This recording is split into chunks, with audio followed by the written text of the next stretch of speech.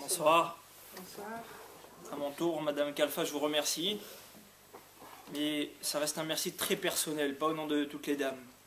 Vous auriez pu très bien vous dire, celui-là je le connais pas, je sais même pas comment il s'appelle, j'arrive même pas à dire son nom de famille, c'est trop compliqué.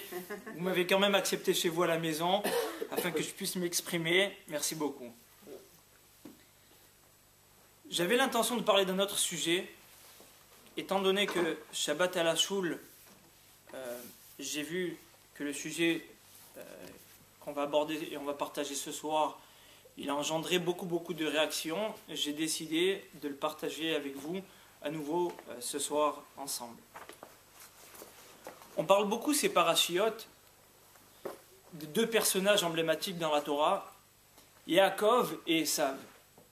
Le gentil et le méchant, le tzaddik et le rachat, le juste, et on ne va pas le traduire injuste, mais on le traduira ici en français par le méchant.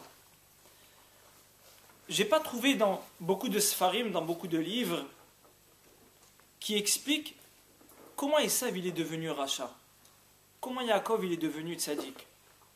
Alors comment Yaakov il est devenu tzaddik, à la limite je peux vous dire, je comprends assez facilement. Pourquoi ? Parce que son papa c'était un tzaddik. Parce qu'à l'époque, il n'y avait pas de multimédia. Il n'y avait pas la 3G, il n'y avait pas la 4G, il n'y avait pas Internet, il n'y avait pas la télé, il n'y avait rien, il n'y avait même pas de téléphone, il n'y avait rien.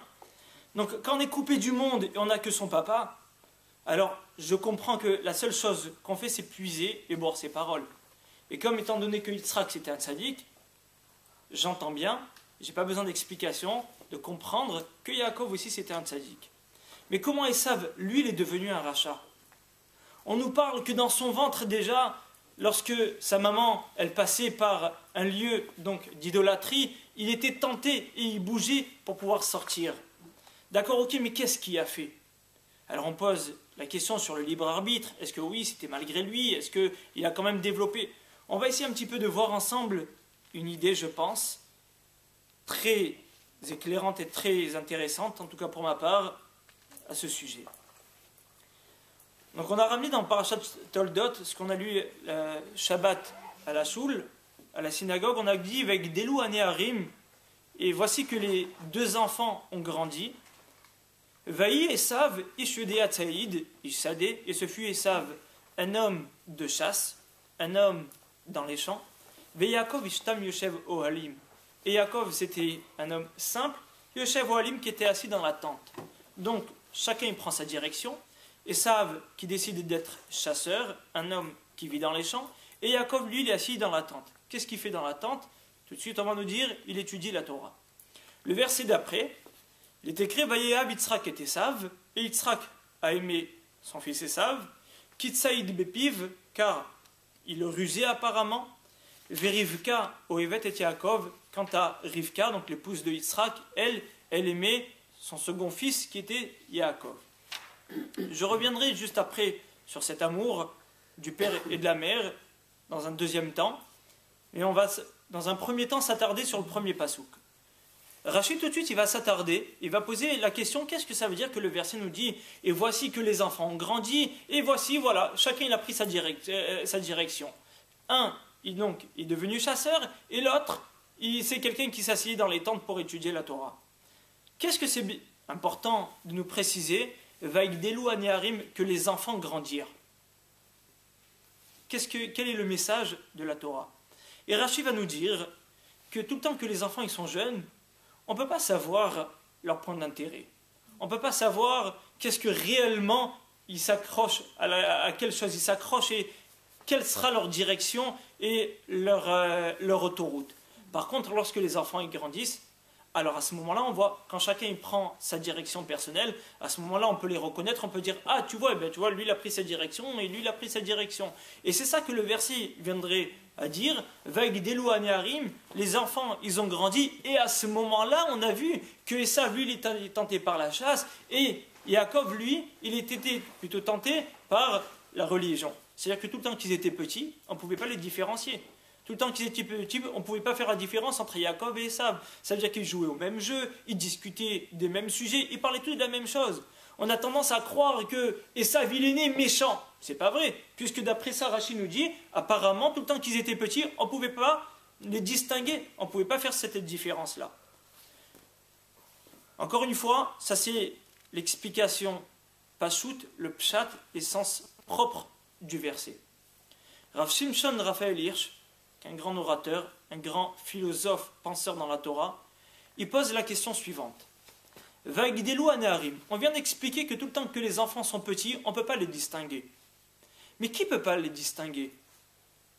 Les autres, quand je dis les autres, c'est les gens qui ne sont en dehors de la maison, ou même les parents ne peuvent pas les distinguer. Demande à Shimshon Raphaël Hirsch. On sait tous qu'en tant que parents, on arrive à distinguer dès le jeune âge des enfants entre des attirances, des faiblesses, des points forts, des traits de caractère entre un enfant et l'autre. On sait très bien qu'il y en a un qui voudrait être mécanicien, l'autre qui voudrait être ingénieur, chacun en fonction de ses capacités et de ses attirances et de ses épanouissements. Or, dans le verset, il est écrit Vaigdelu Aneharim, et on nous a affirmé, comme Rachid a dit, que tout le temps que les enfants ils sont petits, on ne peut pas distinguer, on ne peut pas savoir quelles sont les directions de chacun. Dit Rav Shimshon Raphaël Hirsch, qui ne peut pas savoir? Les autres, ceux qui sont en dehors de la maison. Mais les parents, eux, ils peuvent très bien savoir. Donc, dit Rav Shimshon Raphaël Hirsch, d'après ça, Vaigdelu Aneharim, et les enfants, ils ont grandi. Sous-entendu, et nous maintenant, on a vu les attirances et la direction de l'un et de l'autre. On parle de qui? On parle des autres, on ne parle pas de Yitzhak et Rivka, des parents des enfants. Parce que les parents des enfants, eux, même leur jeune âge, ils auraient pu, et ils ont sans doute bien compris et vu les points forts et les points faibles de leurs enfants.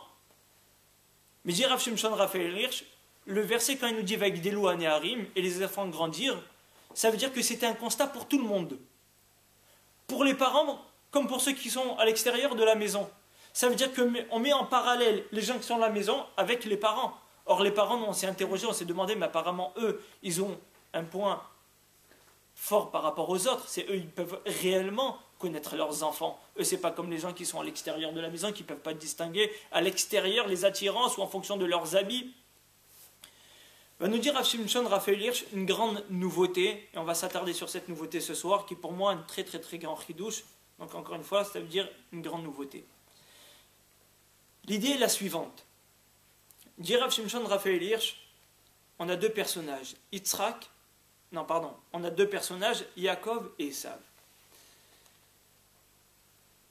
Dit Rav Shimshon Raphaël Hirsch, de la grandeur de Yitzhak, nous apprenons et nous comprenons que Yitzhak, il a totalement échoué à l'éducation. C'est-à-dire que Yitzhak, il s'est complètement planté. Nous, lorsque on s'en veut avec des enfants, on n'a pas fait quelque chose comme on pensait qu'il fallait mieux faire, etc., on s'en veut. Mais si on va voir, Rav Shimshon Raphaël Hirsch va nous dire que le premier qui a échoué en éducation, peut-être on pourrait parler Avraham avec Ishmaël, mais Rav Shimshon le dit par rapport à Yitzhak vis-à-vis de Esav, en nous disant que Yitzhak, il a donné de la même manière au niveau éducatif à Yaakov comme à Esav. Il a eu le même discours. Il a essayé de développer les mêmes traits de caractère, à l'un comme à l'autre. Il a essayé de donner à égalité aux deux. Il n'a pas essayé d'adapter son discours à un enfant par rapport à l'autre. Il s'est dit, Yitzhak, mieux vaut que moi j'ai un discours et aux enfants de s'adapter. Yitzhak qui pensait que l'éducation, elle était que c'est aux enfants de s'adapter aux parents. Nous, on a une transmission, on a des valeurs, on a un respect, on a donc un cheval de bataille sur lequel on est à cheval, mais pensez Yitzhak, moi je vais leur faire passer de la même manière, à eux s'adapter. Yitzhak n'a pas vu, il n'a pas pensé, il n'a pas compris que l'éducation, c'est pas comme ça qu'elle doit se passer. L'éducation, c'est avant tout d'être à l'écoute des enfants, de savoir le potentiel, les points forts et les points faibles de chaque enfant, et en fonction de ça, de savoir quel discours adapter, qu'est-ce qu'ils pourront entendre, qu'est-ce qu'ils ne pourront pas entendre, qu'est-ce que je devrais dire, qu'est-ce que je ne devrais pas dire. Or, encore une fois, Yitzhak, il a donné à Yaakov comme à Esav de la même manière.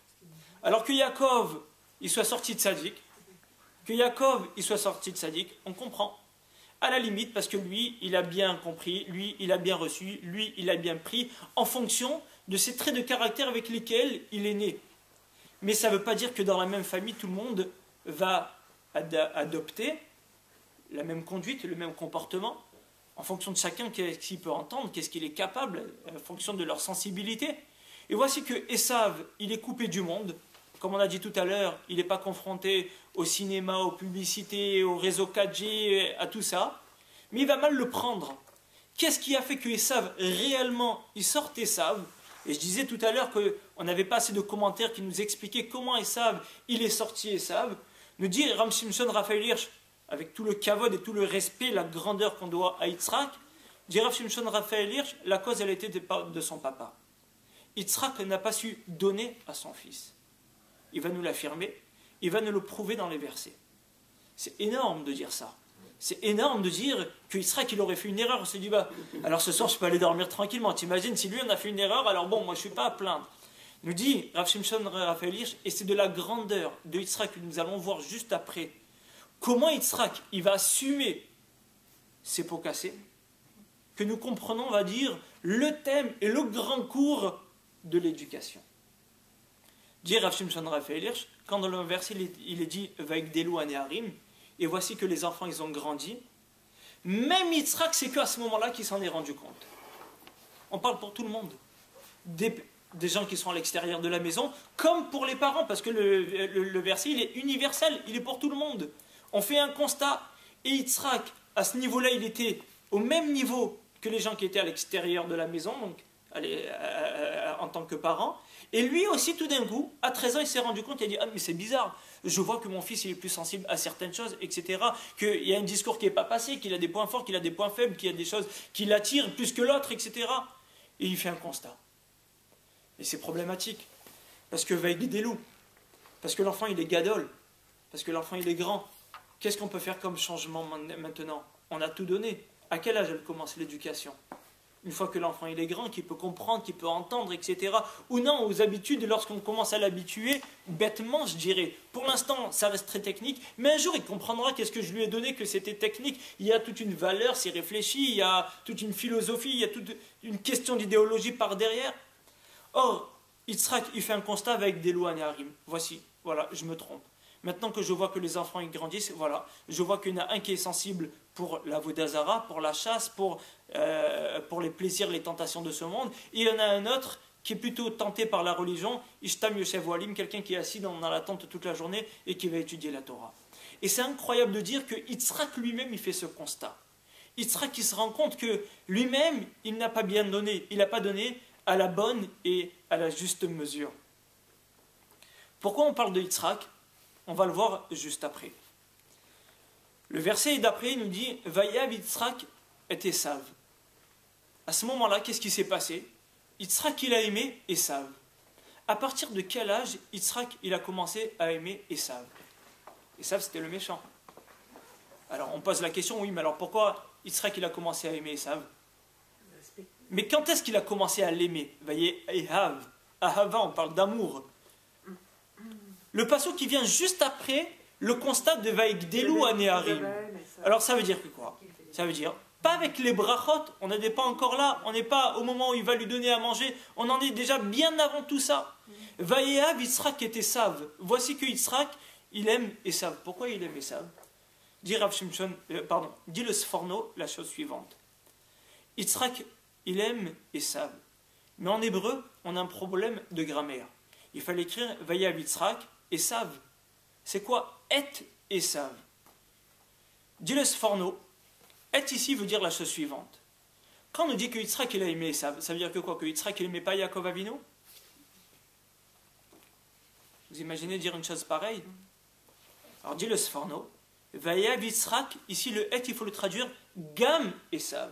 Et Yitzhak il a aimé aussi Esav. Ça veut dire quoi? Que Yitzhak il aime Yaakov Avinu, c'est normal, c'est évident. Il s'identifie par rapport à cet enfant-là. C'est un enfant qui suit les chemins de la Torah. Il aime et il le fait grandir. Il a pu lui transmettre toutes ces valeurs de la Torah, du judaïsme, que lui, il a reçu de son papa Avraham Avinu. Alors que Yitzhak, il aime Yaakov Avinu, c'est évident. Mais est-ce que Yitzhak, il va commencer à aimer Esav? Oui, Vayav Yitzhak et Esav. Mais à partir de quel moment Yitzhak, il a commencé à aimer Esav? Lorsqu'il a fait un constat de Vaigdelu Aneharim, lorsqu'il s'est rendu compte qu'il n'avait pas donné à la bonne et à la juste mesure à Esav, Il s'est dit, mais c'est énorme, je me rends compte maintenant que la seule manière que j'aurais pu sensibiliser cet enfant, c'est avec l'amour. Alors, à ce moment-là, une fois qu'il a fait ce constat de Vaïgdelou Anéharim, il a dit Vaïav Yitzhak et Esav. Et il a aimé aussi Esav. Ça veut dire que quoi? Il lui a montré particulièrement qu'il aimait énormément. Bien sûr qu'il aimait Yaakov Avinu, mais il lui a montré qu'il était encore plus attendri et beaucoup plus sensible par rapport à cet enfant Esav. Pourquoi? Parce que c'est ce qu'il en avait besoin.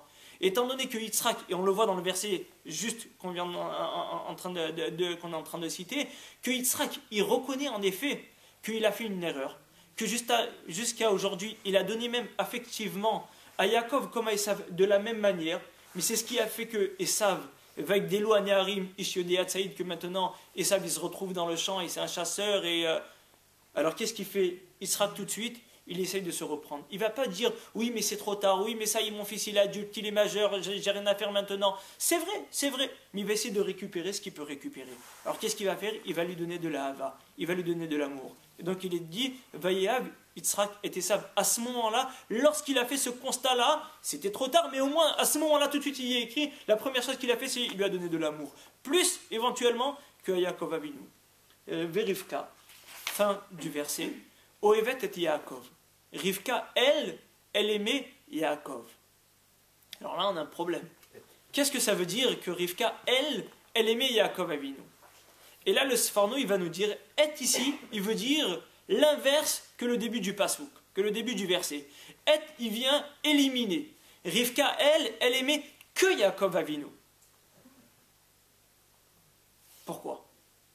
Et depuis quand Rivka, elle aimait que Yaakov Avinu? Dès leur jeune âge?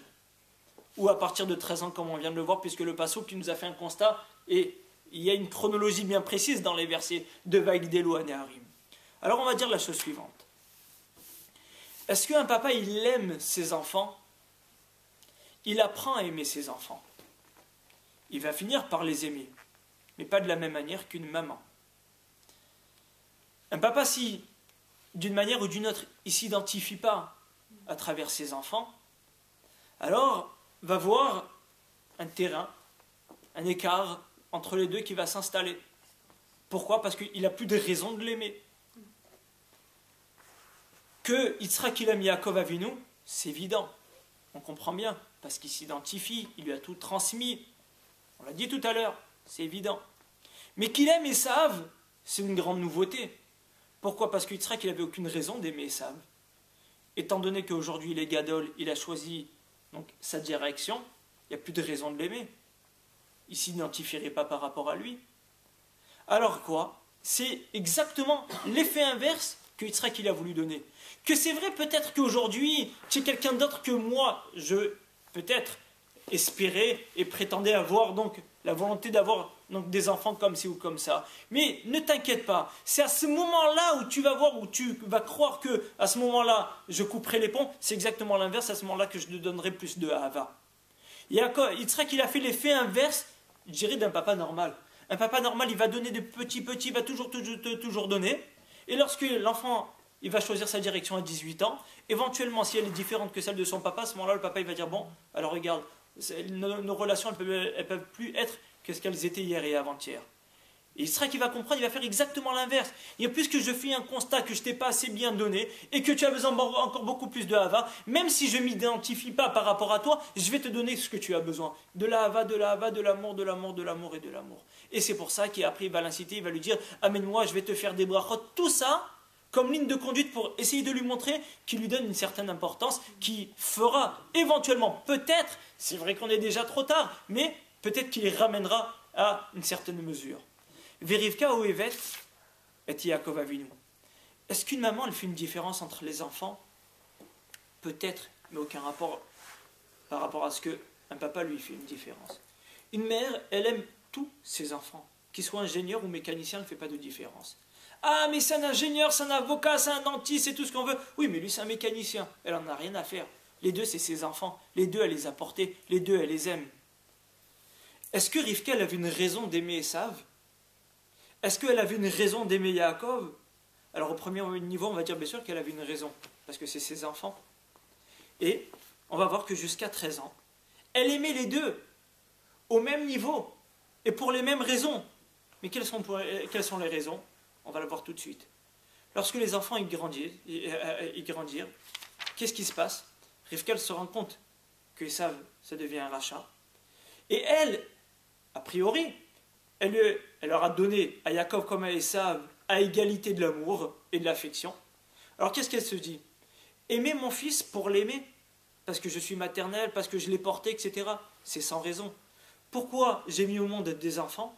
C'est uniquement pour qu'ils continuent cette ligne de conduite d'Avraham Avinu, notre père et notre grand-père, Avraham, Yitzhak et Yaakov. Si jamais il ne suit pas cette ligne de conduite, j'ai plus de raison de l'aimer. Ici, on ne parle pas de la va maternelle. Quand on parle que Rivka, elle aimait Yaakov Avinu, c'est pas parce qu'elle aimait, parce que c'était son fils adoré, chéri, qui a réussi, qui était brillant, intelligent. Non, elle a aimé, pourquoi? Parce que elle a compris que l'importance d'avoir des enfants, c'est de transmettre les valeurs, l'éducation, la Torah. Du moment où elle s'est rendue compte que Esav avait choisi une autre direction, alors elle dit, j'ai plus de raison de l'aimer. Alors elle a fait sentir spécialement à Esav, c'est vrai que jusqu'à aujourd'hui, je t'aimais, et je t'ai donné de la même manière, mais maintenant que tu es gadol, et que tu me montres que cette Ahava, elle n'est pas productive dans l'intérêt que j'aimerais, en tout cas, procréer et faire connaître le nom d'Akadosh Baruch Hu, j'ai plus de raison de t'aimer. Donc, le verset va nous dire que Rivka, elle va montrer à Esav qu'elle aime que Yaakov, dans un but, dans une finalité précise. C'est-à-dire que si on s'arrête un instant, on a exactement l'effet inverse entre Yitzhak et Rivka. Yitzhak, lui, homme intellectuel, qui doit faire passer les valeurs, la transmission, l'éducation, il s'est dit, moi, je dois donner de la même manière à mes enfants. L'affection, pour moi, ça n'existe pas, ou en tout cas, c'est pas mon travail d'aujourd'hui. Aujourd'hui, pour l'instant, c'est avoir le même discours, faire en sorte de sensibiliser les enfants, et penser de leur donner de la même manière et à eux de s'adapter.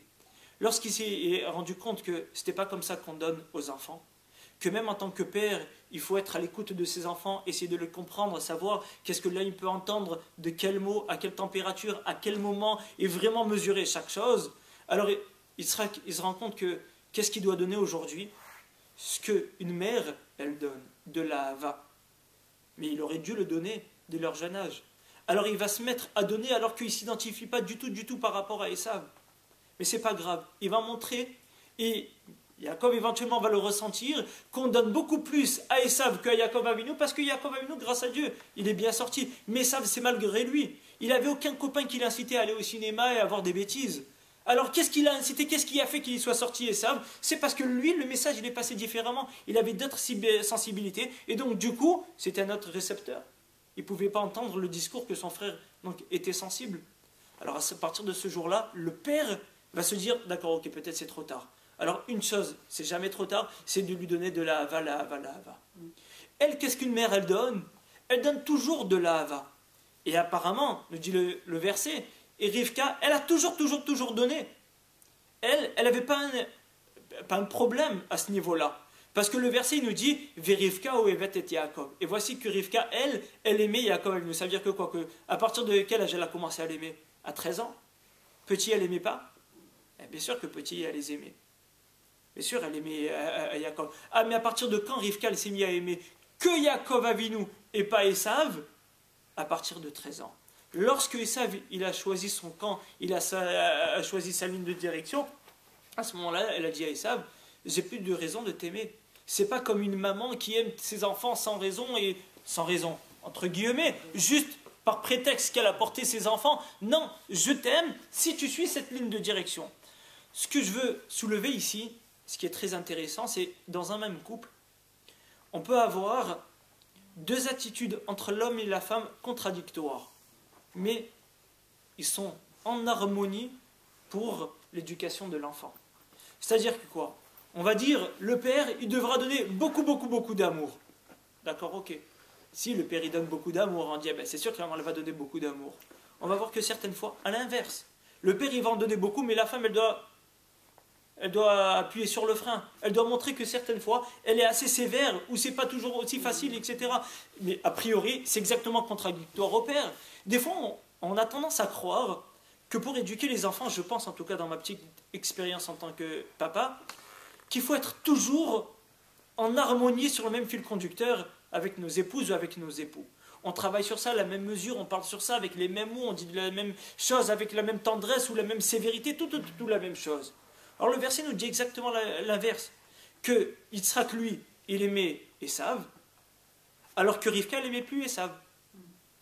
Que Rivka, elle aimait Yaakov Avinu, Yitzhak, il aime aussi Yaakov Avinu, mais c'est que aussi.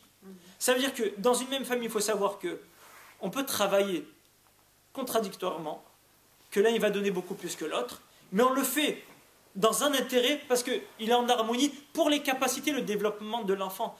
Un instant. Après, avec grand plaisir, vous pouvez soulever et remarquer tout ce que vous pensez. Ça veut dire que Yitzhak, il a accepté, gérer une grandeur, quelque chose d'incroyable.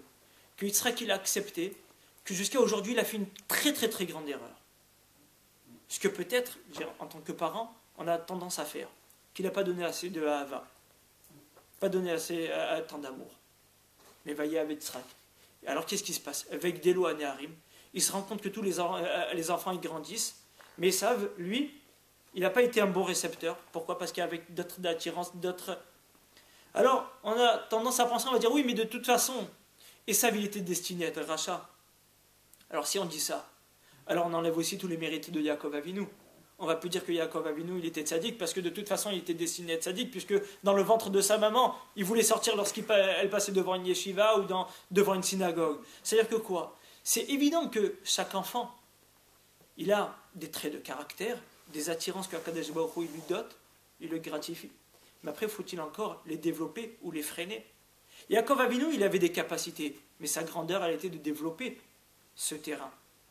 Et ça, lui, il a des points faibles, c'est la Vodazara, mais fallait-il encore aux parents de freiner ses points faibles et ses attirances? Or, Yitzhak qui va voir que va être délouagnaré, mais c'était trop tard. Voici que maintenant, voici, il y a Esav qui choisit son camp et Yaakov qui choisit son camp. Alors, il se dit peut-être j'ai mal fait. Et dit Rav Shimshon Raphaël Hirsch, c'est de la grandeur de Yitzhak qu'on voit dans le verset juste après, qui se met à aimer son fils, qu'on voit combien il accepte sur lui que c'est lui le fautif, que c'est lui qui n'a pas donné assez à son enfant. Pourquoi? Parce qu'il n'avait pas donné de la même manière comme il aurait dû le donner. Au contraire, parce qu'il a donné de la même manière aux deux enfants à égalité. Or, on ne peut pas éduquer les enfants de cette manière. Il faut donner chacun à la bonne mesure. Alors Yitzhak, qu'est-ce qu'il va faire? Et on va voir après avec les brachot, ça va se reproduire. Il va donner une certaine importance à Esav.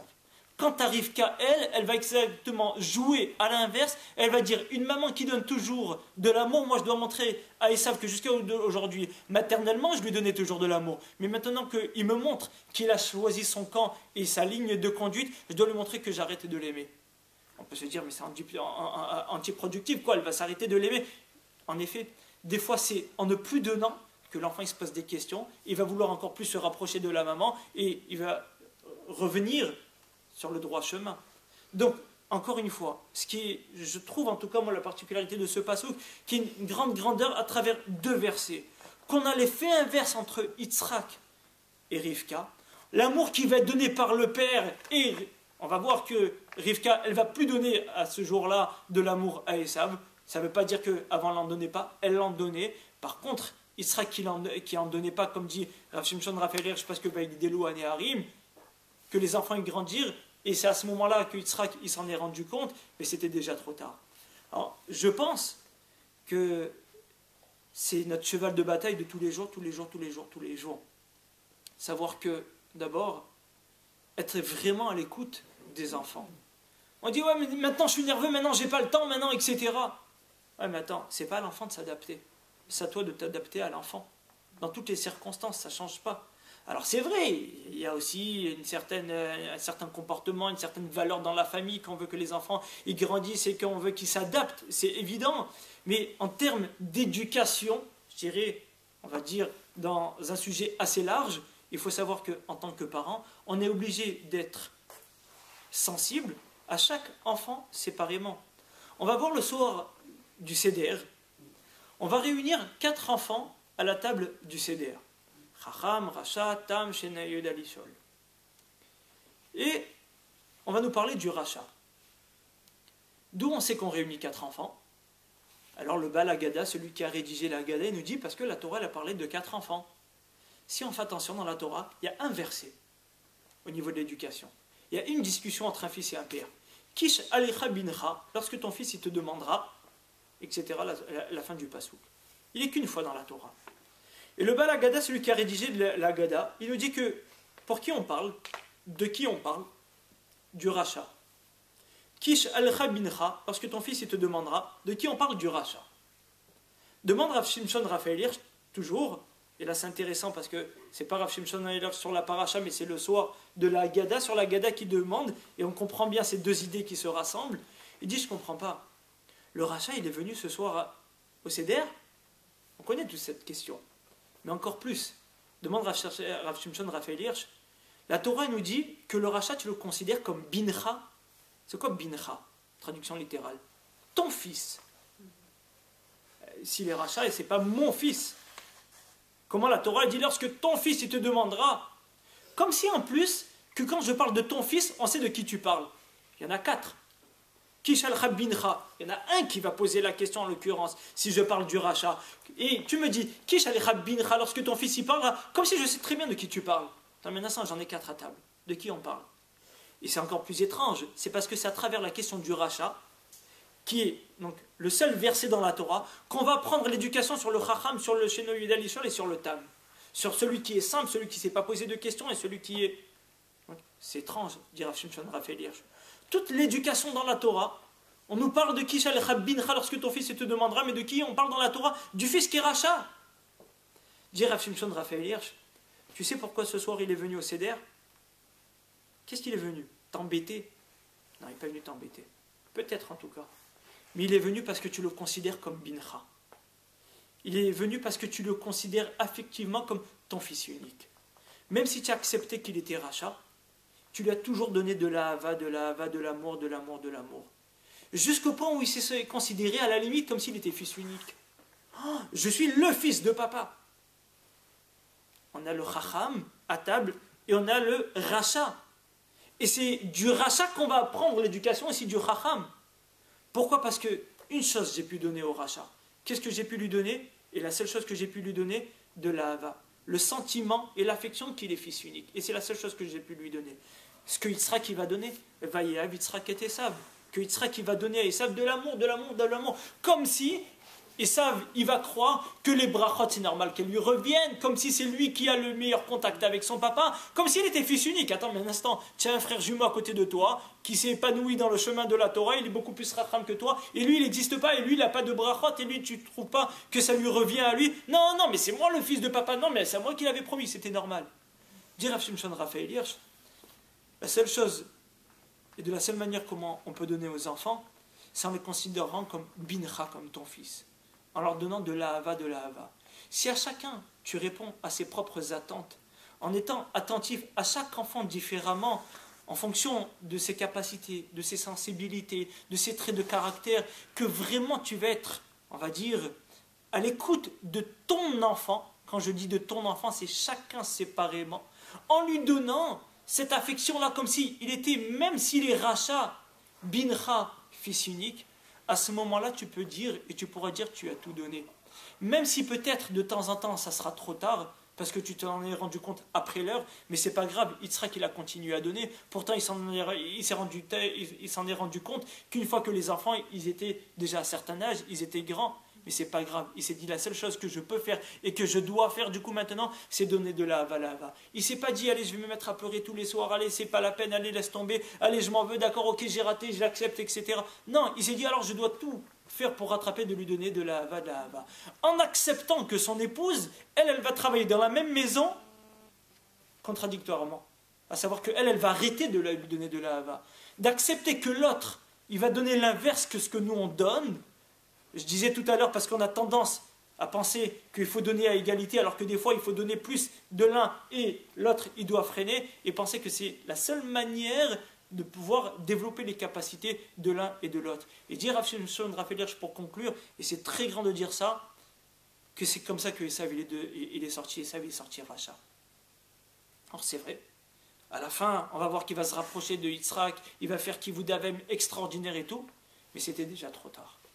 Et la grandeur de Yitzhak d'avoir accepté, à partir de 13 ans, que la seule chose qu'il pouvait faire, c'est lui donner de l'amour, l'amour, l'amour. Alors c'est vrai, il est né avec des attirances, avec une perversité, tout ce qu'on veut, mais Yitzhak, il n'a pas su le donner à la bonne mesure. Alors je dis Chas v'Shalom de parler comme ça sur Yitzhak, parce que comme si on viendrait à faire un procès sur Yitzhak, alors combien nous on est reprochable au niveau en termes d'éducation, je parle sur moi, mais c'est très très très fort de dire ça. De dire qu'on peut avoir dans une même maison deux comportements du père et de la mère contradictoires, mais ils sont en harmonie pour le développement de l'enfant.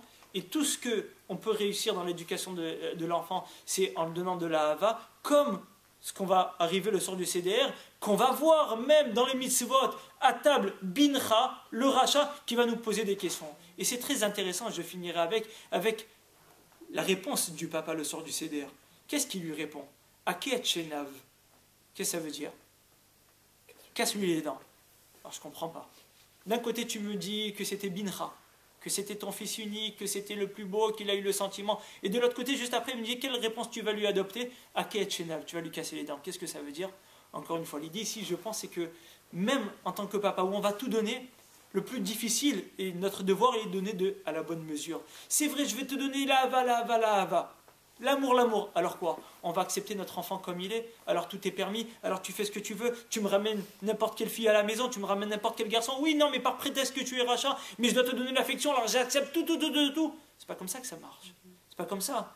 Tu peux venir ce soir à table. Tu peux ne pas t'identifier par rapport à tous les frères et sœurs qui sont à table. Parce que je te donne un sentiment particulier, que tu es bidra, que je te donne la va. Mais c'est pas pour autant que j'accepte tout. Par contre, à tes réponses, je te dis fais attention, je te remets les pendules à l'heure. Akiat Shenab. Il faut savoir toujours jouer entre l'ahava et le discours et les valeurs qu'on souhaite lui transmettre. Je pense à seul bracha qu'on peut se faire et que je peux faire en tout cas en tant que jeune papa, c'est qu'Allah nous donne les forces et la clairvoyance toujours de jouer avec ces deux attributs-là, de donner cette ahava de l'autre côté et de l'autre côté de se restreindre aussi de l'autre côté, de travailler en harmonie, même dit encore une fois, si ça peut être contradictoire à vue d'extérieur, mais pour le développement de l'enfant, qui est donc pour le chinour et pour sa bonne éducation. Amen. Juste, pardon. Pour Abraham, c'était pareil? Non. Alors pour Abraham, je l'ai soulevé d'ailleurs, que Ishmaël, c'était pas comme ça, et que Rav Shimshon Raphaël Hirsch, il dit que c'est pas la même manière, parce que pour Abraham, Akadosh Baruch Hu, il avait déjà prédit qu'il Yitzhak qui carré les Chazara. Akadosh Baruch Hu, il avait dit à Abraham, fais attention, toi toute sa descendance, elle sera par rapport à Yitzhak. D'ailleurs, on va voir, on peut se poser la question, qu'on va voir que Abraham Avinu, il va renvoyer Ishmaël, chose qu'il ne voulait pas faire. Et on va comprendre, d'après ce qu'on vient de dire maintenant, qu'il ne voulait pas le faire. Et s'il n'y avait pas l'ordre d'Akadosh Baruch Hu qui va lui dire, Kol asher tomar elecha Sarah shema bekola, que ce que Sarah te demande de renvoyer Agar, la servante, alors Abraham, il n'aurait pas fait. Et pour ça, il a fallu la parole d'Akadosh Baruch Hu pour pouvoir le faire, sinon Abraham, il n'aurait pas fait. Mais cette idée-là, dans l'éducation, on la retrouve dans les premiers entre Yaakov et Esav qui sont au même niveau, parce que Hachem n'avait pas dit à Yitzhak, car tu verras qu'un de tes enfants plus que l'autre, ça sera lui ta descendance. Comme il avait dit à Avraham Avinu. Ça, il n'a pas dit à Yitzhak. Donc ça veut dire qu'à Yitzhak, normalement, il aurait dû réussir au même niveau avec tous ses enfants. Par contre, Avraham Avinu, il lui a dit, fais attention, tu auras plusieurs enfants, mais ce ne sera pas tous eux le clan d'Israël. Pourtant, je finis avec madame, allez-y. C'est-à-dire que ce que vous venez de dire, ça remet en question un peu tous les cours un peu de chinour qu'on a un petit peu. Ça veut dire qu'on doit toujours avoir vis-à-vis des enfants, être sur le même discours, être sur la même longueur d'onde. Que son mari, c'est-à-dire qu'on doit toujours être...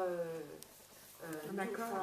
Alors, très bien. Vous comprenez, c'est-à-dire que je comprends très bien. Wow, très bien. Qu'est-ce qu'on entend là? Alors, je vais vous dire qu'est-ce que vous entendez. Je vais vous dire, si je peux me permettre, de vous faire peut-être un éclairci sur ce que vous avez entendu tous les jours. On est sur les mêmes longueurs d'onde dans la finalité. On veut obtenir exactement la même chose. Mais les méthodes, peut-être, elles ne sont pas toujours identiques. au sein de la maison. Toi, tu vas donner plus, moi je vais faire plus, toi tu vas faire plus. Les devoirs avec tel et tel enfant, l'autre il a besoin plus de toi, tu vas le faire. On ne peut pas tout faire avec tous les enfants. La finalité, elle est sur les mêmes longueurs d'onde. On veut les enfants tous qui parlent de la même manière, qui ne disent pas des gros mots. On veut tous des enfants avec telle et telle valeur d'éducation, ou de leur donner tant et tant d'affection. Mais chacun a besoin de discuter énormément au niveau du couple, savoir de quelle manière on va donner, comment tu vas donner, pourquoi tu vas donner plus et pourquoi tu ne vas pas donner plus, dans une ligne de conduite qu'on sait que c'est ça qui va permettre à l'enfant de développer ses capacités. Et pour ça, il ne faut pas toujours tout donner des deux côtés. Il faut de temps en temps que l'un il donne beaucoup plus que l'autre. Et notamment, des fois, même plus le père de l'amour, et normalement que ça devrait être contradictoire. Mais c'est dans le but de l'enfant. Ça, c'est difficile. C'est très difficile. C'est le grand cours de l'éducation. Ah, d'accord. Mais maintenant, est-ce que Sarah ne s'est pas arrêtée? Mais pardon, c'est difficile, mais on est tous capables. Oui. Si la Torah nous le dit, c'est parce qu'on est capable. Il ne faut pas croire que c'est les patriarches et ça ne nous concerne pas. On est capable de beaucoup de choses. De tout, pas de beaucoup, de tout. De tout. Encore faut-il... Voilà, d'accord. Maintenant, est-ce que Rivka s'est pas arrêtée de donner de la hava à Esav? Parce que quand les deux, quand elle avait les enfants dans le ventre, elle savait qu'il y en avait un qui n'allait pas. Alors à partir de quel moment elle aurait pu dû donner de la hava? À partir de un jour.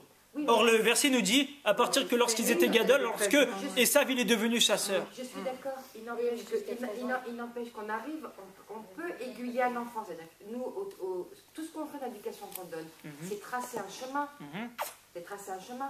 Donc elle lui a tracé le chemin. Mais après la hava, c'est plus tracé. Voilà. Après la hava, on peut essayer et espérer de donner encore avec la hava, mais elle qui avait toujours donné, elle devait lui faire sentir, mais même en tant que maman, j'ai une raison pourquoi je te donne. Si je t'aime, je t'aime, je t'aime, mais après tu parles n'importe comment dans la rue, ben, je te montre que non, il y a des choses que je n'accepte plus, je t'aime plus. Façon de parler, je t'aime plus. Et Rivka lui a montré, j'ai plus de raison de t'aimer si jamais tu ne suis pas les chemins de la Torah. Ça veut dire quoi? Qu'elle a arrêté de... Parce que c'est dur, je ne donne plus... C'est la grandeur de Rivka. Mais ça veut dire qu'elle ne le considérait plus comme son enfant. Il n'y a pas écrit ça. Alors, Il n'y a pas écrit ça. Il n'y a pas écrit qu'elle lui a donné le sentiment de n'être pas considérée. Il n'y a pas écrit comme sur Léa que Vaïar, Léa qui s'est Noua, que c'est Noua. Léa, elle s'est sentie haïe vis-à-vis de son mari Yaakov Avinu. Je dis juste que elle, à partir de ce jour-là, elle a donné que Esav. Est-ce que de toute façon, Esav il était attentif à ce comportement? Est-ce que de toute façon, ça ne le dérangeait pas parce qu'il avait de la hava du père? Alors oui, mais ça a équilibré. Mais il a vu en tout cas que ça venait plus de la merde, dans un certain but, pour un certain message. En tout cas, elle lui a montré que la hava, c'est très important, mais à la bonne mesure. À la mesure que tu suives les chemins de la Torah et les mitzvot.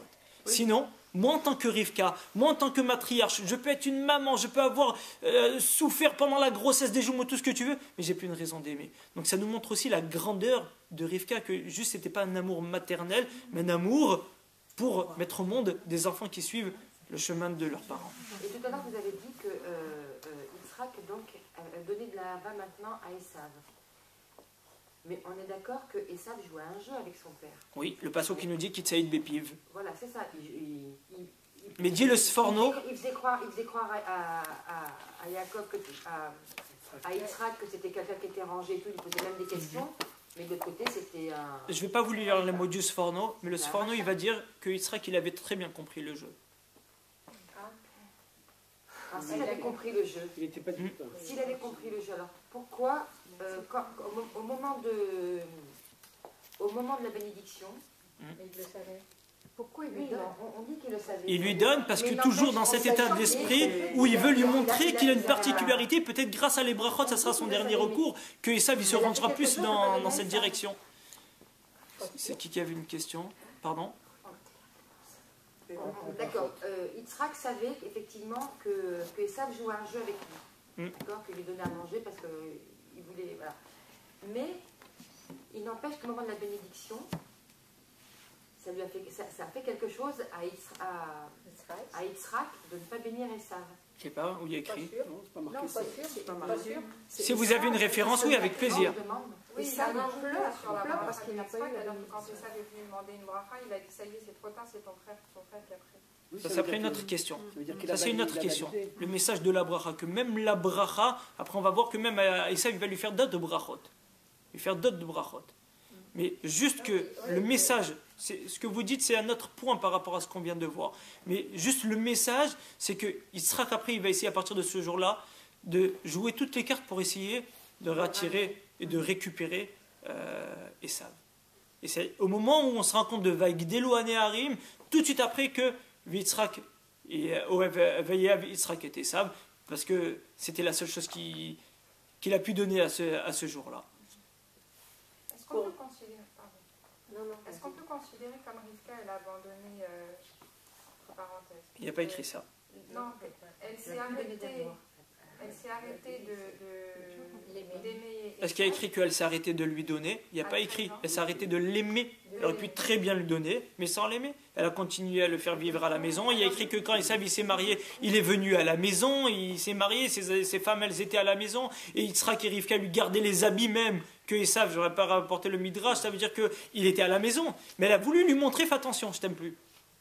Entre guillemets, ça veut dire que j'arrête de te montrer que si jamais c'est pas poursuivre les chemins de la Torah et les mitzvot, j'ai peu de raison de t'aimer. Et le père va lui donner l'inverse pour essayer de récupérer le fils. Est-ce que ça veut dire que par rapport à son exemple l'éducation d'un enfant, ça se fait jusqu'à 13 ans, et à 13 ans, les jeux sont faits? Ou est-ce qu'on peut quand même revenir? Alors regardez, vous parlez, là il faudrait que Daniel et M. Zekri m'invitent une autre fois, ce n'est demain soir, parce qu'il faut pouvoir enchaîner. À partir de quand on commence l'éducation? Dans la halakha, on va voir qu'il y a 3 niveaux. On ne peut pas le détailler maintenant. Il y a 3 ans, il y a 6 ans, éventuellement 9 ans ou 13 ans. Il y a plusieurs niveaux dans la halakha, et quand on parle de la halakha, c'est parce que Ashkafa, dans la pensée, il y a quelque chose qui est bien beaucoup plus profond par derrière. Donc, au niveau éducatif, il y a plusieurs étapes. On ne s'arrête jamais de donner, parce qu'à partir de 13 ans, il sera que la seule chose qu'il a pu donner, et il a fait, c'est lui donner de la hava, donc il ne s'est pas arrêté. Donc elle s'est arrêtée, encore une fois, dans un intérêt, on a dit, dans l'harmonie, de lui faire comprendre un certain message, et il sera qu'au contraire, c'est à partir de ce jour-là qu'il va commencer à donner. Oui, mais pourtant, on voit que Yitzhak, il a eu quand même une lignée d'éducation dans la droiture, dans la Torah. Donc comment il peut... Yitzhak? Non, Oui. Yitzhak. Oui. Voilà. On voit qu'il n'a pas été élevé comme Racha, qu'il a eu quand même une droiture par une bonne éducation. Et que là, il va aimer son fils qui est Racha. Yitzhak, c'est le premier personnage dans la Torah, dans l'histoire de l'humanité, où il se retrouve avec 2 enfants, 2 qui ont un potentiel et 2 qui doivent les élever dans l'éducation de la Torah. Comme j'ai ramené tout à l'heure, Avram Avinu, il n'avait pas Ishmaël et Yitzhak. Et lorsqu'il a eu Yitzhak, Ishmaël était déjà d'un certain âge. Yitzhak, ça va être le premier personnage dans la Torah où il va avoir 2 enfants et on va voir qu'est-ce que les 2 ils vont sortir. Chacun différemment. C'est la première éducation dans la paracha. Il y a encore une fois Avram, mais Avram Avinu, il a un fils unique, qui est Yitzhak et Karele Chazara. Il n'y a que Yitzhak, il n'y a pas Ishmaël. Excusez-moi de revenir là-dessus, c'est fondamental, comme on est toutes des mamans. Je crois que c'est un débat interminable. Mais pour revenir à Abraham, enfin parler de l'éducation et dire que c'est seulement Yitzhak, justement Abraham avait plusieurs enfants. Et le seul qui va transmettre, et pour nous le judaïsme c'est Yitzhak, mais il y a eu Ishmaël avant, donc malgré tout c'est un enfant. Il n'y a pas que Ishmaël avant, et après il va en avoir encore 6 autres. Je n'ai pas fini, voilà. Et il est dit, il raccompagne ses enfants avec des cadeaux. C'est-à-dire, tu t'éloignes de moi géographiquement, tu t'éloignes de moi spirituellement. Vous posez une excellente question, mais pour ça... je t'aime. Alors, et je te raccompagne avec des cadeaux. Abraham est un père exemplaire. Alors malgré regardez. qu'il n'y aura qu'Yitzhak qui va le Alors suivre. regardez, vous êtes Madame comment? Chana Azulay. Enchantée, Yehuda Yeshurun. Si jamais c'est intéressant, je dois demander à M. Zekri de m'inviter toutes les semaines. C'est extraordinaire pour les mamans. Parce que vous posez une très bonne question. Je vais vous dire même plus. Et j'ai envie que Daniel, M. Zekri, il entende la question. On ne va pas aborder la réponse maintenant parce qu'on en a pour 1 heure. Avram Avinu, il va avoir combien d'enfants? C'est quoi beaucoup? Ça veut rien dire. Non, on dit comme les étoiles. Ta descendance sera comme les étoiles. Avram Avinu, il va avoir 8 enfants. Avec combien il va réussir? On dit que c'est le père d'une certaine humanité. C'est pas dramatique. Aujourd'hui, si 1 sur 8 il sort pas bien, on nous fait un procès. Lui va réussir 1 sur 8. Qu'est-ce qui se passe? Qu'est-ce qu'on attendait avant Avinu? Alors pourquoi il en a d'autres? On ne peut pas aborder tous les sujets en les une heure. enfants se sont éloignés, alors que lui, c'est le symbole de l'amour. Abraham, c'est l'hospitalité, et c'est le don de soi, c'est l'amour. Et on va voir que même avec tout ça, on ne peut pas tout faire. Parce que lui qui a tout, pour donner de l'affection à tout, on va voir que ça ne marche pas tout le temps. Alors j'ai une réponse, si je peux me permettre, pour revenir à Yitzhak et le fait des 2 enfants. Alors quand on a un enfant, on lui donne tout, Yitzhak a tout reçu pour tout transmettre. Mais quand on en a 2, lui...